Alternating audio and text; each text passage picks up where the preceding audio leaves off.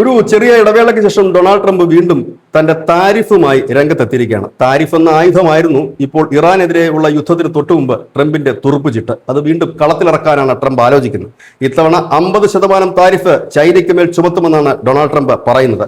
അതിനായി അദ്ദേഹം പറയുന്ന കാര്യം, ചൈന ഇപ്പോൾ വലിയ രീതിയിൽ ഇറാനെ സഹായിക്കുന്നുണ്ട്, ആയുധങ്ങളും മറ്റും നൽകി. ഇപ്പോൾ നൂതന വ്യോമ പ്രതിരോധ സംവിധാനം ഇറാന് നൽകുന്ന വാർത്തകൾ പുറത്തു വന്നപ്പോഴാണ് ചൈന ഇത്തരം കടുംകൈകൾ പ്രയോഗിച്ചാൽ തങ്ങൾ ചൈനയുടെ ഉൽപ്പന്നങ്ങൾക്ക് 50% തീരുവ ചുമത്തുമെന്ന് ട്രംപ് പറഞ്ഞിരിക്കുന്നത്. അതായത് തീരുവ അദ്ദേഹം മാറ്റി വെച്ചിട്ടില്ല. ഇറാനുമായിട്ടുള്ള യുദ്ധം നടക്കുന്നത് കൊണ്ട് മാത്രമാണ് തീരുവയിൽ അദ്ദേഹം നടപടികളൊന്നും എടുക്കാത്തത്. ഈ യുദ്ധം തീർന്നു കഴിഞ്ഞാൽ ട്രംപ് അടുത്ത നടപടി തുടങ്ങുന്നത് എല്ലാ രാജ്യങ്ങൾക്കും ഒരുപക്ഷെ തീരുവ ചുമത്തിക്കൊണ്ടായിരിക്കും. അത് മാത്രവുമല്ല, ഈ വർഷം അവസാനത്തോടു കൂടി ഡൊണാൾഡ് ട്രംപ് ചൈനയിൽ എത്തുന്നുണ്ട്. വ്യാപാര കരാറിന്റെ ചർച്ചയ്ക്കാണ് അദ്ദേഹം എത്തുന്നത്. ആ എത്തുന്നതിന് മുമ്പ് ഒരു പ്രഷർ ചെലുത്തുന്നതിന് വേണ്ടിയിട്ടാണോ ഇപ്പോൾ ഈ താരിഫ് യുദ്ധം എടുത്ത് വീശുന്നത് എന്നറിയില്ല. അങ്ങനെയെങ്കിൽ ഇന്ത്യയും ഭയക്കേണ്ടിയിരിക്കുന്നു. കാരണം ഇന്ത്യയുമായിട്ടും വ്യാപാര ചർച്ചകളും നടക്കുന്നുണ്ടെങ്കിലും കരാർ എങ്ങും എത്തിയിട്ടില്ല. ഒരുപക്ഷെ ഈ താരിഫിന്റെ ഒരു വാള് ഇന്ത്യക്കെതിരെ ട്രംപ് വീശിയേക്കാം. ഏതായാലും ഒരു ഇടവേളയ്ക്ക് ശേഷം വീണ്ടും ട്രംപ് എത്തുന്നു താരിഫുമായി. News desk news India Malayalam.